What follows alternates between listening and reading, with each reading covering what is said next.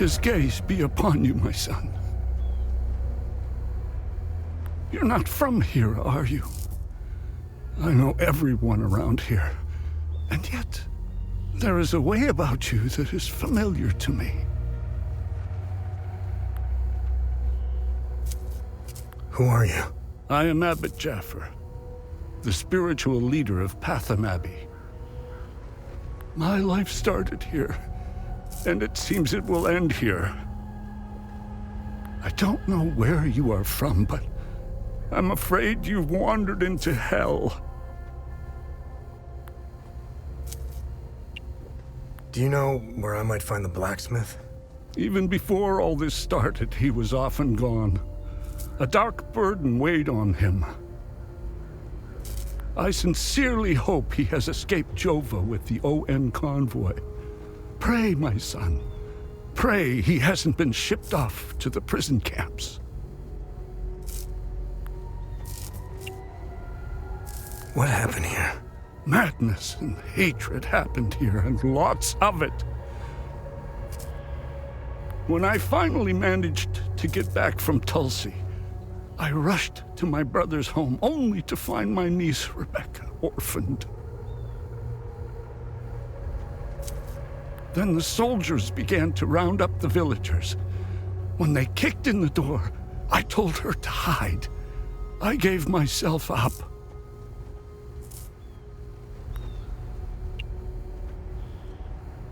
Where's the Abbey? It's southeast of Jova, sitting on a rocky plateau. From the marshes you can see its beautiful golden spheres and Sethrus's ever-watchful eye.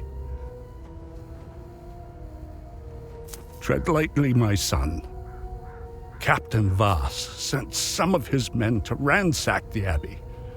He's obsessed with finding a treasure that does not exist. They can keep beating me for as long as they want. I have no idea what they are talking about. Did you happen to see where the convoy went? Lieutenant Rue came to negotiate my release. Captain Voss would hear none of it. I heard their trucks leave the outpost this morning. Many roads lead outside the marsh. Sadly, my situation prevented me from seeing where they went. I found your niece. She's okay. Thanks, Sethrus. She was always brighter than the other kids. When we leave this place, and we will, I'll take her somewhere peaceful and quiet. Why is Captain Voss doing this to you? Captain Voss is a criminal and thief parading as a soldier. You don't believe me? Look inside his trucks. They are filled with things he stole from Palamist families. It is the reason why he arrested me. He can beat me as long as he likes. My answer will always remain the same. There is nothing of value in the Abbey besides our barrels of mead. Where's the ON outpost? It's not far. Turn right, just before the blacksmith's forge. You should see it down the hill. The roots of hatred run deep and far across Hadia. This isn't the first time we've been caught in a perpetual cycle of violence. Sethrus's benevolence lives in all of us. But the serpent also lives in us. He does not dare show himself until the laws and customs have fallen. When that happens, you will quickly realize that the chains holding civilized men are weak. Steel yourself, my son. The serpent strikes when we are at our most vulnerable. This war is a sword sharpened by propaganda and religious intolerance, slicing and dicing up what generations built over centuries within days. The exchange of cruel and violent acts and the lies perpetuated by the media all played their part. I was shocked to hear that even priests were involved in spreading hateful rhetoric. Now look at us. I see only darkness ahead, but I have faith in Setherus. I believe Hadeans can quell their emotions and come back to reason.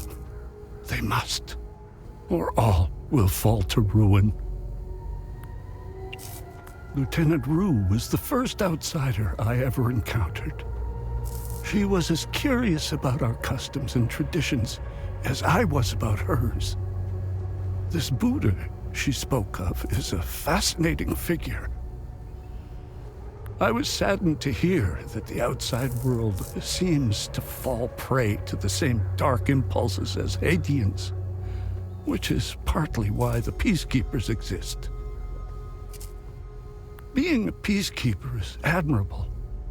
Risking one's life for the betterment of others is a noble pursuit.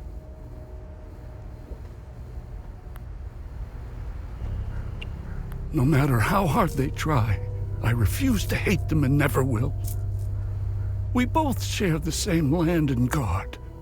There is plenty of room for peaceful coexistence, and Setherus has plenty of love to spare. I'm not naive. I understand why things are the way they are, but that doesn't mean I have to accept them. How do we stop the spread of hatred from one generation to the next? I lack the wisdom to know the answer, but know where to begin. I need to start with the next generation. The children of this war must let go of their hatred if we are to climb out of the hole we dug for ourselves. There is a moment in history that all Palamists should reflect on, if not regret entirely. The country was ruled by a heavy-handed theocracy, with one thing in mind: power. A young charismatic erudite named Sabingo wrote several Reformation theses, which gained popularity. What did the Palamist traditionalists do? They hunted them down. They accused them of heresy and burned them at the stake. They were Palamists who only wanted reform. Nothing is easier than listening and finding common ground. It is effortless compared to the alternative. That moment of hubris sent us on the path of endless wars. We don't learn from our mistakes. We only seem to repeat them. I overheard the guards speaking of such creatures. If what they describe is accurate, then the darkest days are ahead of us. In specific passages, the Holy Kata speaks of TR's demons.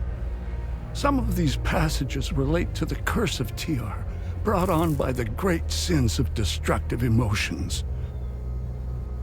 These writings were meant to be interpreted as metaphors and stories, to teach and inform us.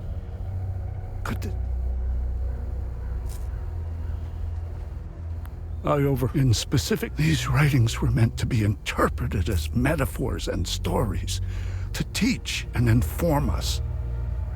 Could this be happening? May his eye protect us.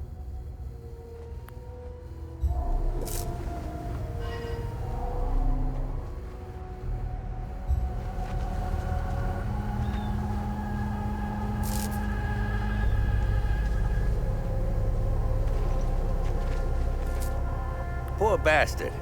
Next time he falls, I'll let him choke a little longer.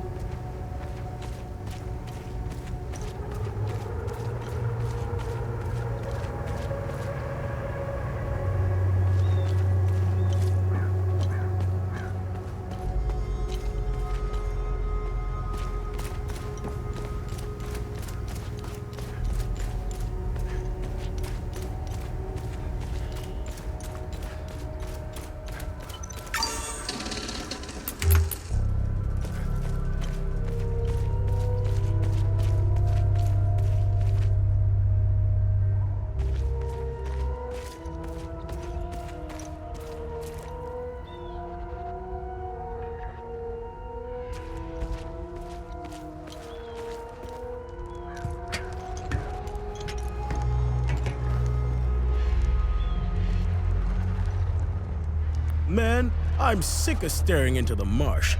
These things aren't looking for a fight anyway. I can't wait to get relieved. I need to pay our sweet doll a visit. That'll take the edge off.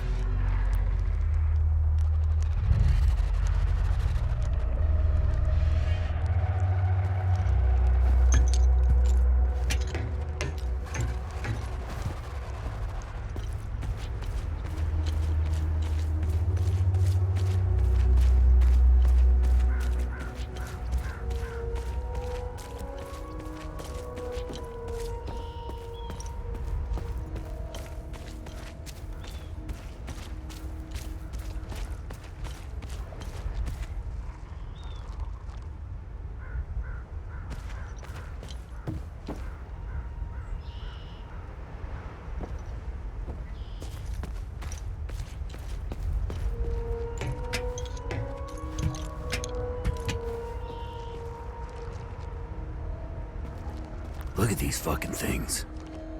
They're not the crunchiest chip in the bag, but they make up for it with pure aggression and ferocity. One of these bastards dismembered a guy like he was a mannequin. Well, they're calm now. But when you piss one off, run. Run your ass off.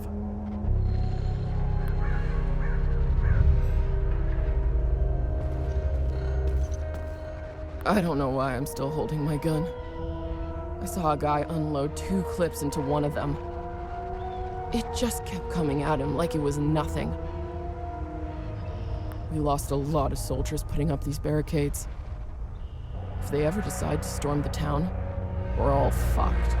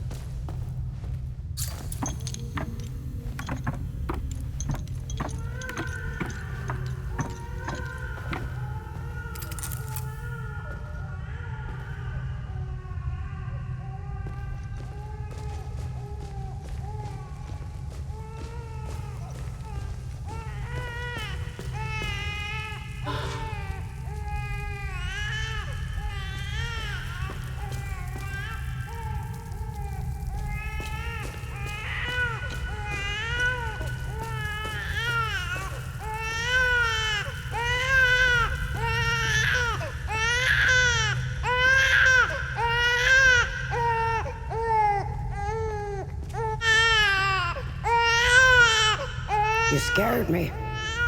I thought the little one and I were done for. I'm Judith, and this little fella is Uli. I promised his mother I would care for him when the pogrom came for her. I've been hiding down here ever since. The soldiers up there wouldn't hesitate to gun down a polygamist woman, especially one who cares for a Sabinian baby. I rationed his milk as long as possible, but ran out yesterday. Poor Uli is starving. I don't know how I can possibly get any more.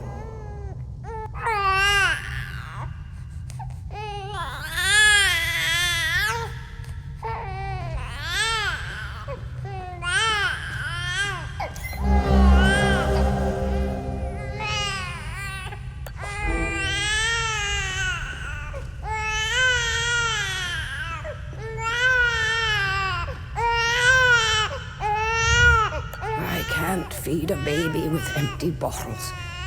I'm afraid poor Uli hasn't much time left.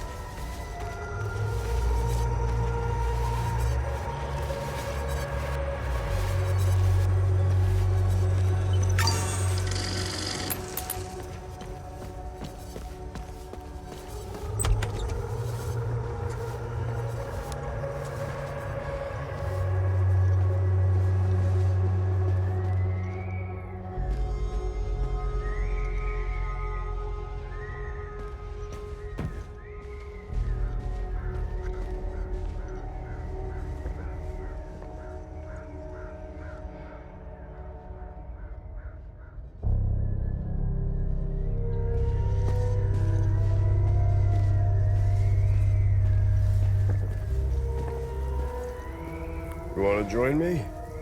There's plenty of booze to go around. Hey, you wanna hear a story?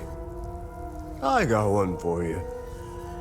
Our hero is hiding in the marsh like a scared, pitiful little shit. What is he doing, you ask? He's watching his family being hung by the people he once called friends. But then, he comes out of hiding to rescue them at the last second, right? No. Not this guy. He waits. He waits until the Asterian armed forces show up. What a brave bastard. You wanna know how it ends? Spoiler alert. He drinks himself to death.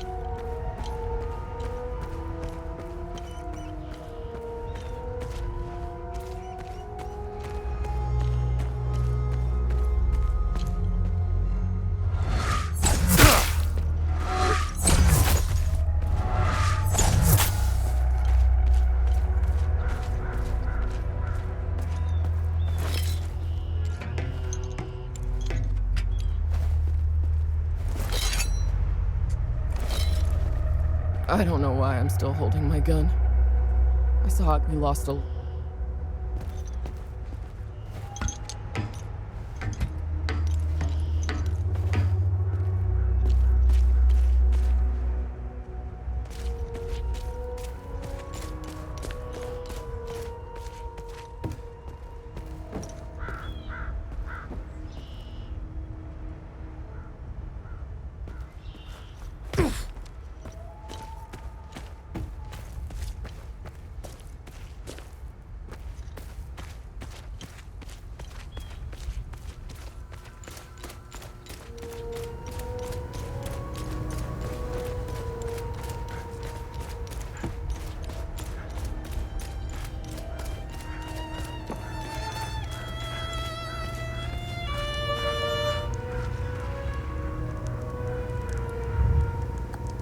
This is precisely what I need.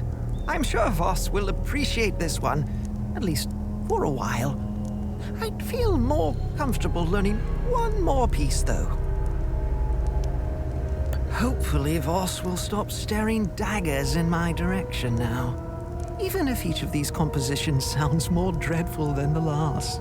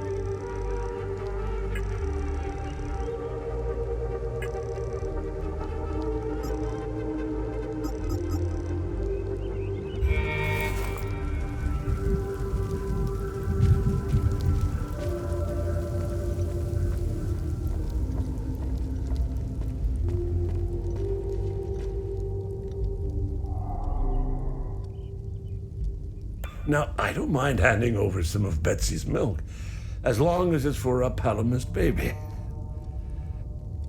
Don't feed any Sabinian bastards with that milk now. You hear me?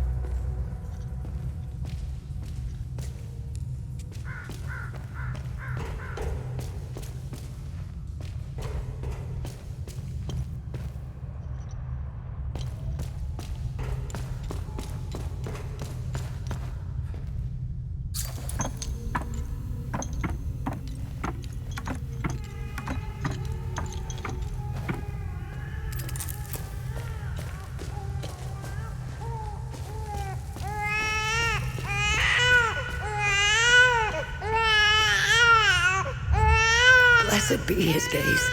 You found some milk. This is how we defeat the serpent. Small acts of kindness like this one. Uli has a chance now, thanks to you. When the time is right, Uli and I will escape Jova. I have enough milk to keep him fed and quiet for the journey. Uli and I thank you again for your kindness.